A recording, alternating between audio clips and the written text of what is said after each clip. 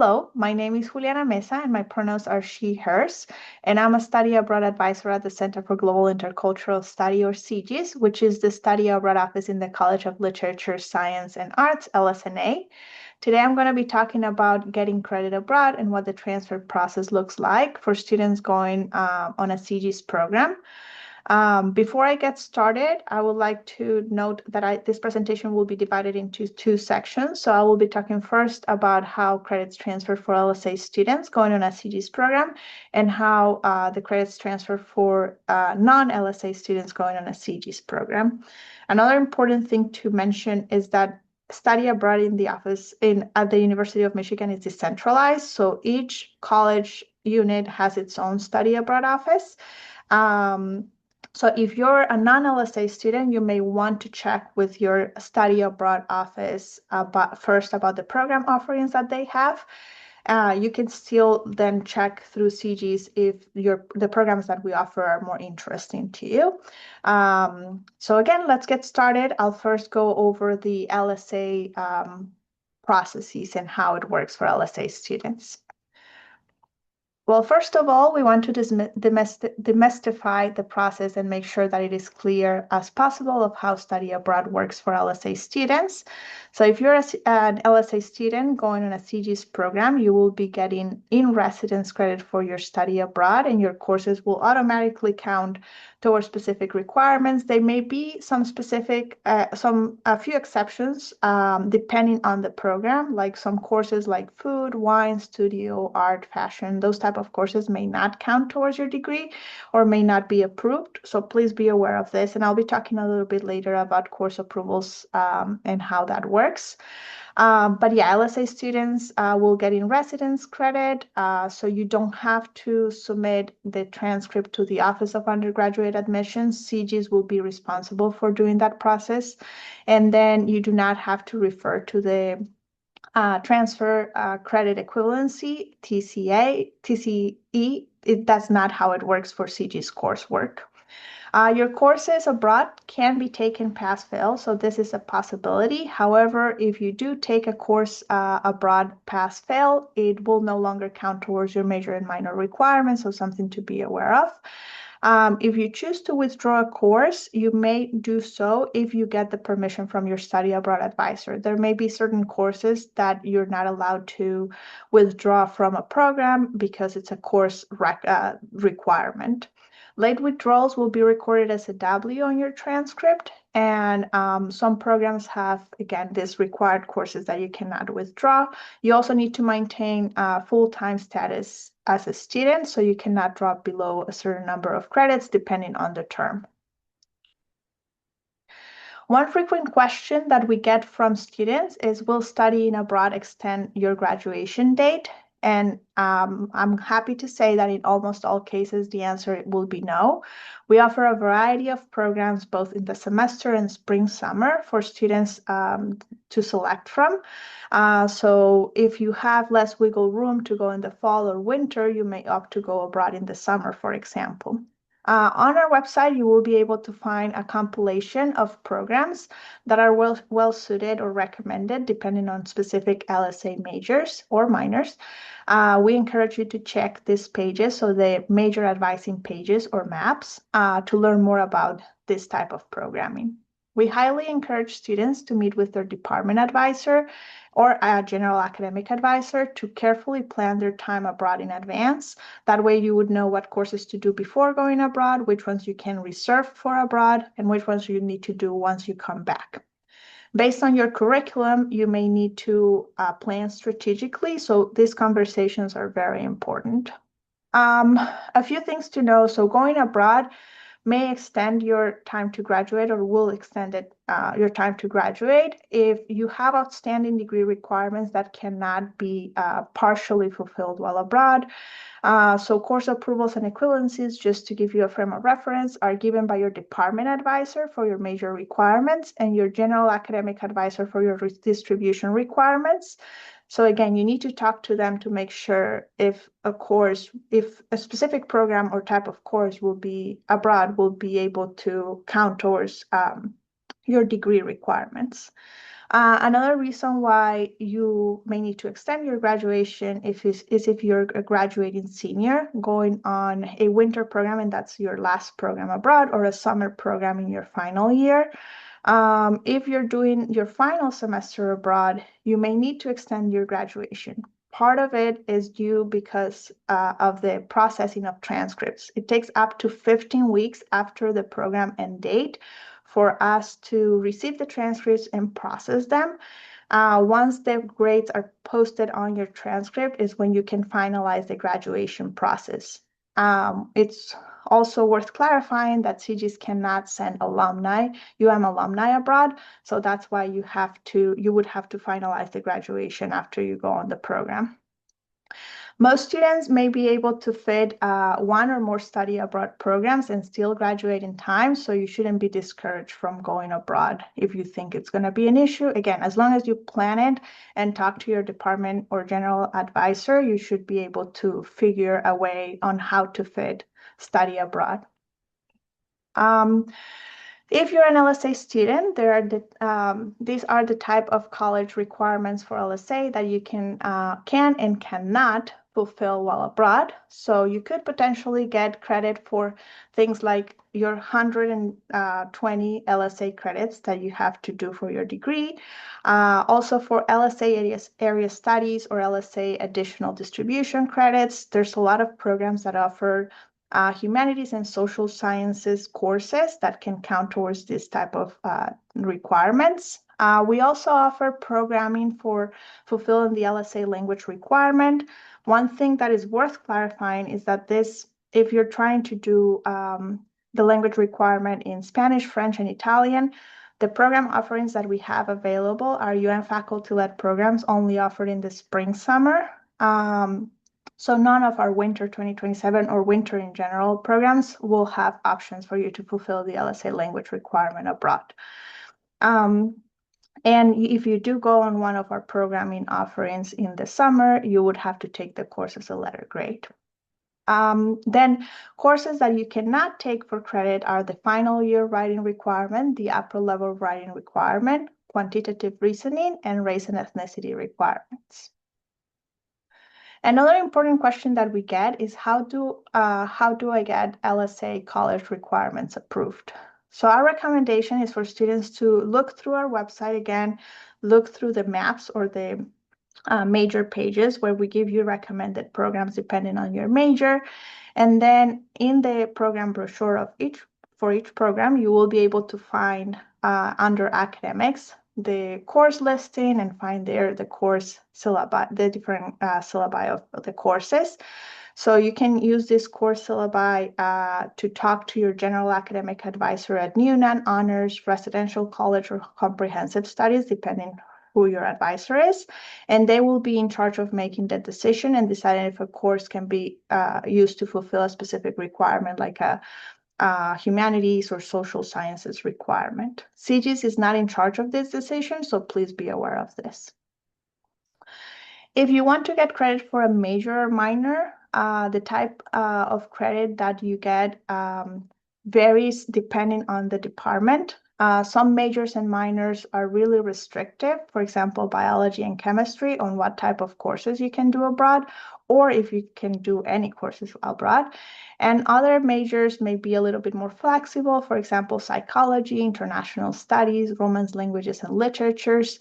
They offer more flexibility. Generally, if courses are available in your subject, students often receive credit for things like cognates, upper level electives, and any remaining credits in their major. There may be some specific major requirements that you cannot do while abroad.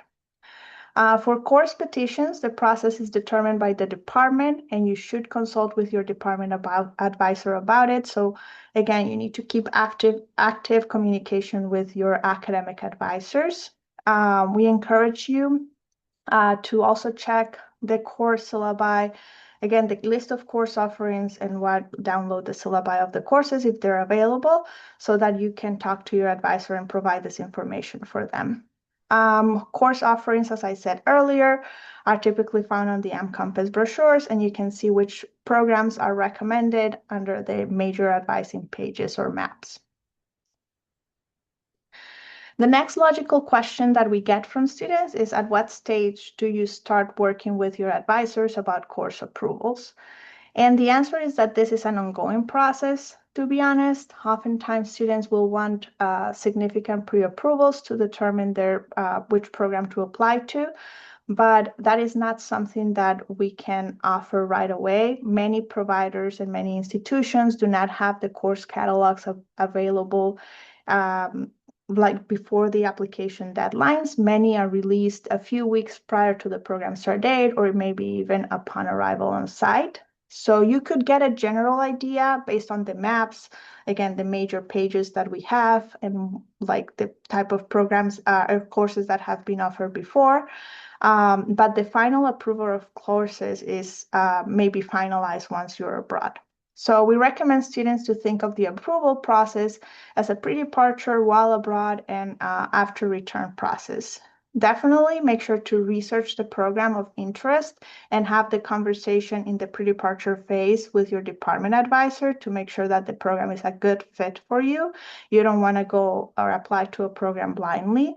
Then while abroad, if you need to consult, like something changes, maybe the courses that were pre-approved are like one of them is not offered, or maybe there's two courses that you're interested in are taught at the same time, or maybe a course does not meet the minimum enrollment and you need to take a different one. If anything changes while you're abroad, that's when you need to talk again to your academic advisors about new courses and getting new approvals. And then after returning, it is worth noting that it takes up to 15 weeks after the program end date for CGIS to process transcripts. And then once your approvals are finalized or your grades are in the system, you have to talk to the advisor again for them to enter the equivalencies of your courses. So again, it's an ongoing process. It won't be completed right away. Okay, so this is the information that I wanted to share with you about LSA like requirements and policies on how we process grades and how courses are approved. Now I'm going to transition to talking a little bit about non-LSA students and non-LSA class considerations. As I mentioned at the beginning of this presentation, study abroad at UM is decentralized, so each college or school has its own study abroad office. It is worth for students from non-LSA colleges to check with their college about their study abroad opportunities to make sure, like most likely they will have really good fits for you. If you end up being interested in going through the CGIS office, that's still an option. So I'm going to start with the College of Engineering. We have the International Programs in Engineering Office, so IPE. So I'll be referring about IPE a lot. Students who go through, so College of Engineering students who go through LSA, so CGIS, will be getting transfer credit for their study abroad, and their courses will be reported as a T grade in their transcript. The COE actually has their own transfer database that you can utilize for both domestic and international transfers, so you can check that. It is linked in this presentation. If you sign up for this session, you would be getting this presentation, by the way. We encourage you to meet with your general engineering advisor prior to studying abroad. We've included the contact of the International Programs in Engineering Office. They work with the COE students if they are going through the engineering college or through our office. So independent of going through IPE or CGIS, you may want to connect with them to make sure that you're choosing the right program for you. Some important considerations to have in mind is that students cannot go on a CGIS program, or COE students cannot go on a CGIS program if it is offered through IPE.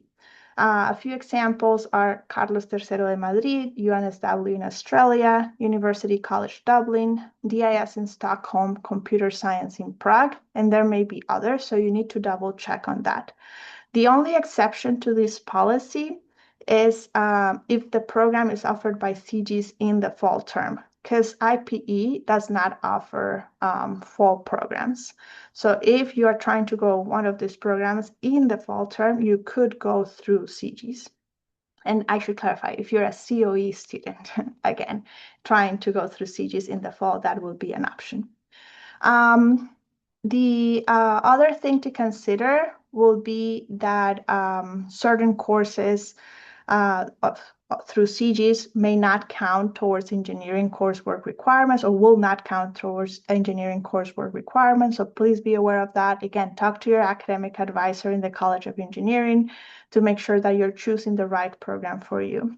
If you go through a CGs program and are a College of Engineering student, things that you could fulfill are, for example, distribution credits like humanities and social sciences, or if you are an LSA minor, then our programs could still be a good fit for you to fulfill your LSA minor requirements. Other key considerations, these are regarding computer science, is that because the LSA has its own computer science degree and data science degree, then we do have some program offerings for computer science students. If you are a computer science student in LSA or a data science student, you should be going through the CG's office. If you're a College of Engineering student doing a computer science and engineering degree, you should be going through IPE programs. For competitive programs, CGs will prioritize computer science students that are computer science in LSA and data science students over computer science and engineering students. And also another distinction is that computer science LSA students and data science students can apply through our scholarships, through the LSA scholarships, I should say.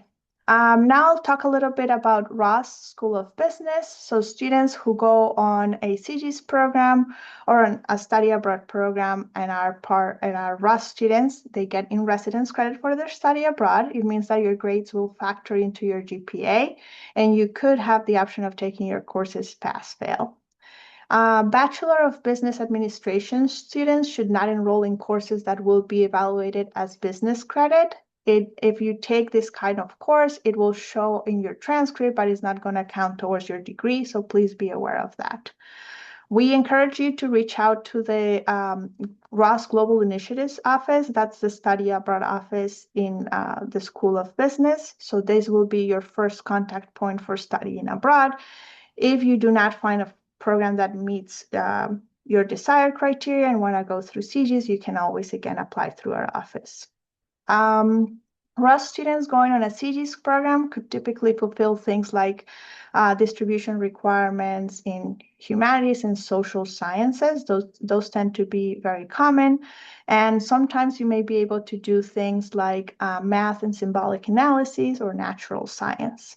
For the language requirement, you could fulfill the language requirement, and you, as a Ross student, you may have the option of taking a course fail, the language requirement pass-fail. However, if you're trying to do an LSA minor, that would no longer be an option. So it's worth making that distinction. For other schools like the School of Information, Kinesiology, Public Health, and Public Policy, they also grant in-residence credit for studying abroad on a CGS program, but you should still talk to your school advisor. So please reach out to any of these offices listed here and their contact information. For other schools that are not listed here, you can check the Global Michigan's International Landscape page, which provides contact information for those units. And then you can learn more about their policies and studying abroad and how it works. We also recommend that you reach out to, again, to your non-LSA unit and check on things like how does CGs or LSA credits work with your degree? Do courses count as in residence credit or transfer credit? What courses and how many can you take while abroad? There may be limitations in that regard. Can you fulfill specific school major minor requirements abroad? And can you take courses abroad pass fail? Now I just wanted to show you and give you some resources about CGIS. We have a website with a lot of information available for students, so please check out our website. There will be the major pages where you can find recommended programs for LSA students.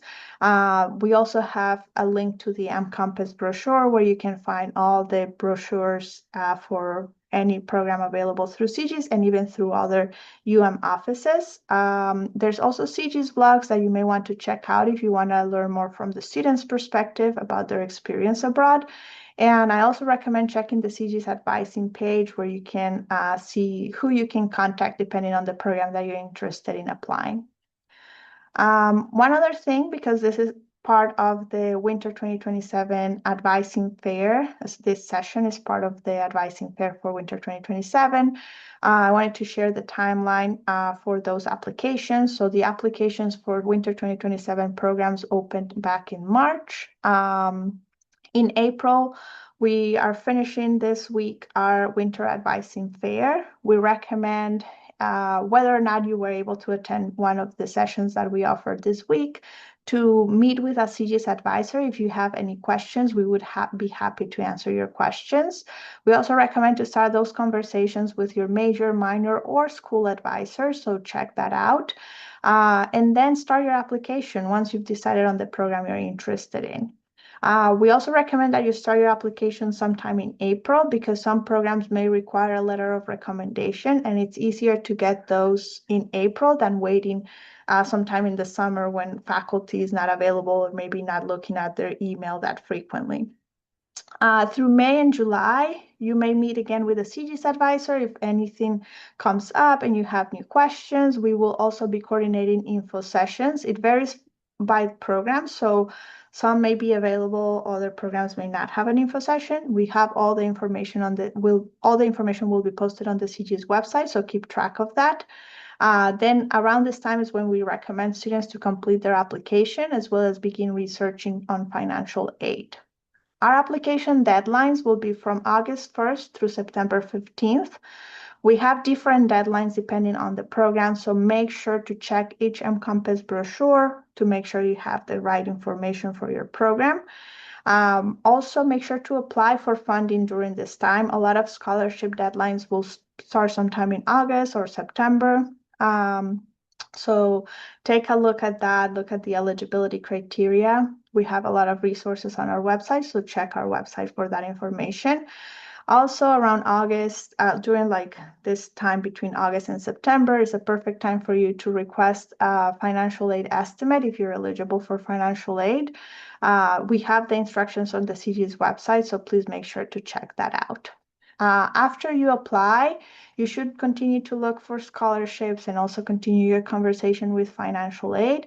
And of course, if you're admitted to a program, making sure that you meet with your general or department advisor about getting course approvals and equivalencies. One last thing that I wanted to go over is the multiple application policy. So for CGIS, we do have a policy on how many programs you can apply per cycle. If you're trying to apply to a competitive program, CGIS competitive program, that could be your, you can select that program as a first choice, and then you can have a non-competitive program as a backup. If you're trying to do a non-competitive program through CGIS, then you don't get to have a backup. You should only apply to that program. The reason for that is because non-competitive programs, for the most part, as long as you meet the eligibility criteria and have completed the application requirements, acceptance rate tends to be high. We do not allow students to apply to 2 competitive programs or competitive programs as their second choice or to 2 non-competitive programs.